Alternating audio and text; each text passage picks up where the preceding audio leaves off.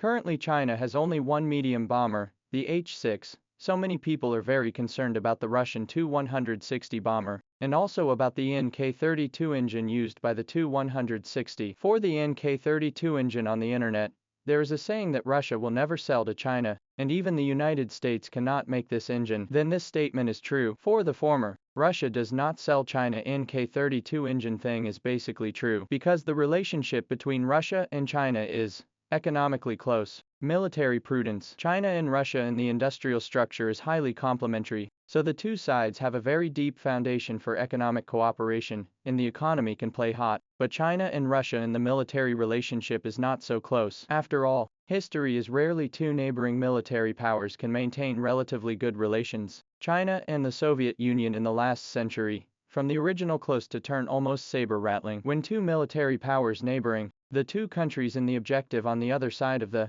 military threat. Therefore, although China and Russia are now close, but then how to keep a hand, which is also considered common sense. However, we don't need to pay too much attention to the fact that Russia won't sell China the NK-32 engine, because China itself can develop a large engine for bombers. Currently, China's Y-20 transport aircraft is already using a domestically produced large aircraft engine, the WS-20, which means that China already has the technological basis for developing large aircraft engines. If China wants a product similar to the Russian NK-32 engine, China can fully independent research and development. And with the current military needs of China, China actually does not need the Russian NK-32 engine because the NK-32 engine is too big. This thing is for the Tu-160 bomber-ready aircraft, and Tu-160 is the world's largest bomber. The maximum takeoff weight reached a horror of about 270 tons. In addition to the H-6, China is also developing the H-20, which is a stealth bomber similar to the US B-2. The maximum takeoff weight of the American B-2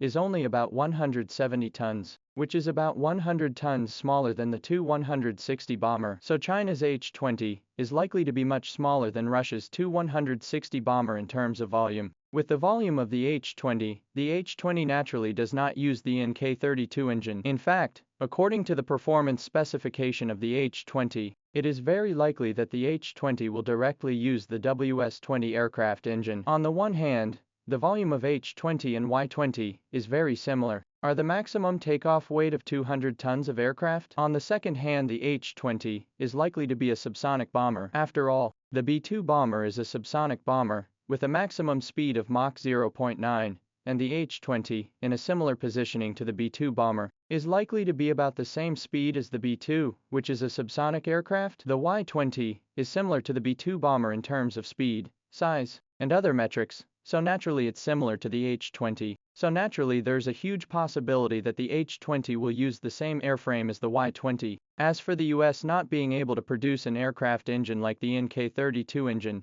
it is true as far as the current situation is concerned, but the biggest reason the US doesn't produce an aircraft engine similar to the NK-32 is that the US doesn't have the demand for it either. As we said above, the NK-32 engine is an aero engine for a 270-ton bomber like the Tu-160, which has a volume that is hard for other countries' bombers to catch up with. The current largest US bomber is the B-1B bomber with a maximum takeoff weight of 216 tons, which is about 50 tons short of the Tu-160 bomber. So if the Russian NK-32 engine is brought to the US can't use it. Since the US can't use the NK-32 engine either, it's natural that they won't build such a large-bodied aircraft engine. It is important to know that the United States aircraft technology has always been at the forefront of the world in the international arena. Many people know that once the Chinese fighter had a heart attack problem, the Soviet Union and Russia's fighters have long had a heart attack, because the Soviet Union and now Russia aircraft engines have long been known for their low service life. In terms of the service life of aircraft engines,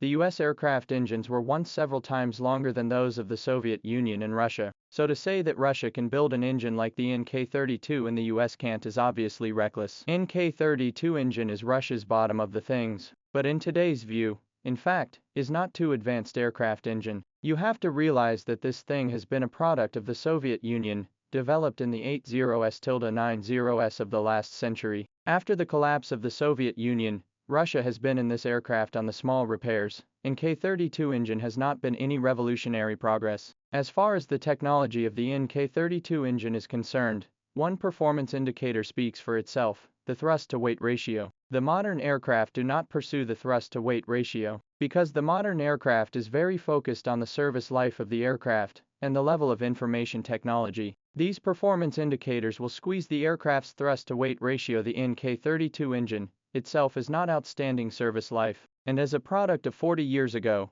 the level of information technology is not high. According to the reason that the NK-32 engine's thrust-to-weight ratio should be very high only, right? But in fact, the dry weight thrust ratio of the NK-32 engine is only about 7.35, and if it is the wet weight thrust ratio with all the accessories and lubricating oil and coolant, the NK-32 engine is only about 5.8. In contrast, the F-101 aircraft engine used in the US B-1B bomber has a dry weight thrust ratio of about 7.7 and a wet weight thrust ratio of about 6.35. It can be seen that the thrust-to-weight ratio alone, the Russian NK-32 engine and the US F-101 aircraft engine performance indicators are much weaker, which does not count the service life of the aircraft and information technology level of the gap. So the NK-32 engine is a great thrust, but the actual technical level of the aircraft engine is relatively low. NK-32 engine powerful completely rely on the pile of material. Relying on the huge volume piled up a world's largest thrust of the military aircraft engine out. If the volume of this aircraft engine is reduced to the same level as the US F-101, you can find that the performance indicators of this thing is nothing special. Of course, the NK-32 engine is a huge volume of huge aircraft. If China can get their hands on is indeed a great reference value, but it is also limited to reference value. If China really want to develop like the aircraft engine as big as the engine, the only role of China to get the NK-32 engine is because there is a reference to reduce the development time. Other than that, the NK-32 engine will not be able to boost China's airframe technology.